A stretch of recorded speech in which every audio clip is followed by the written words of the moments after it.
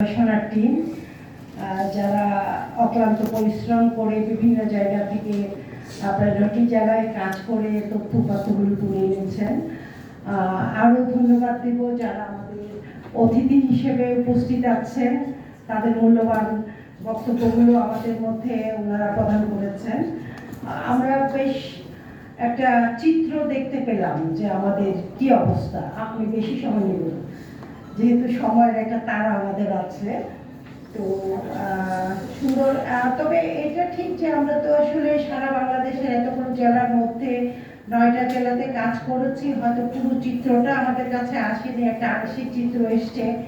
তো ডিবিএম এর পক্ষ থেকে আমরা যেহেতু এখানে অ্যাকশনেটের একজন আপা আছেন, আমরা যদি আরও বিভিন্ন এলাকাতে গবেষণাটা চালাতে পারি তাহলে আমরা একটা হয়তো সুন্দর চিত্র আমরা দেখতে পাবো।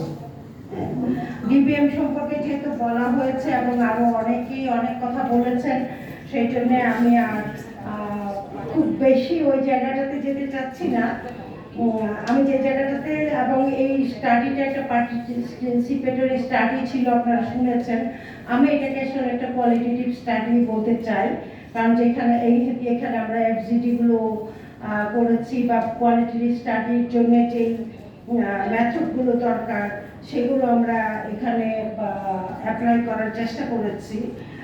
আর জলবায়ু নিয়ে কথা হয়েছে, কিন্তু একটা বিষয় বোধহয় উঠে আসা দরকার যে জলবায়ুর প্রধান শিকার কিন্তু হয় পরিবর্তনের ফলে আমাদের নারীরা, যে জায়গাটা আরো বেশি।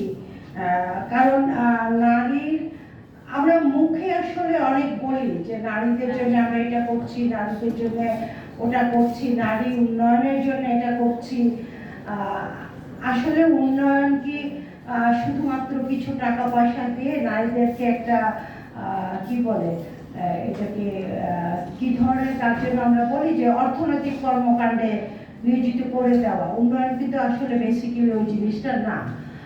একটা নারীর জন্যে তার স্বাস্থ্যের উন্নতি, তার মানসিক উন্নতি, এই বিষয়গুলো বোধহয় আমাদের একটু মাথায় রাখা দরকার, এবং যারা এই সমস্ত বাজেট প্রণয়নের সাথে জড়িত তারা যেন এই জায়গাগুলো একটু খেয়াল রাখেন। এখানে অনেকগুলো সাজেশনও উঠে এসছে আমাদের গবেষণা থেকে, এবং আমরা জানি যে আমাদের যে যুব উন্নয়নের বা এখান থেকে উঠে এসেছে যুব উন্নয়নের যে আমাদের যে বাজেটটা আছে সেটা আসলে প্রায় 22টা মন্ত্রণালয়ে ব্যবহৃত হয়। এবং আরও একটা বিষয় এসছে যে ক্রীড়া ক্ষেত্রেই আমাদের বেশি টাকাটা খরচ হয়। তো এই জায়গাটাতেও বোধহয় আমাদের একটু নজর দেওয়া উচিত।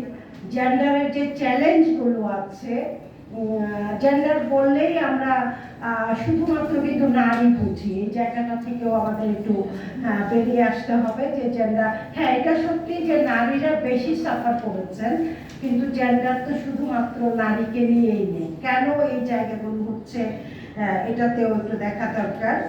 আর আমরা যে কোনো জিনিসই দেখি তখন আমরা আসলে একটু উপর থেকে দেখার চেষ্টা করি।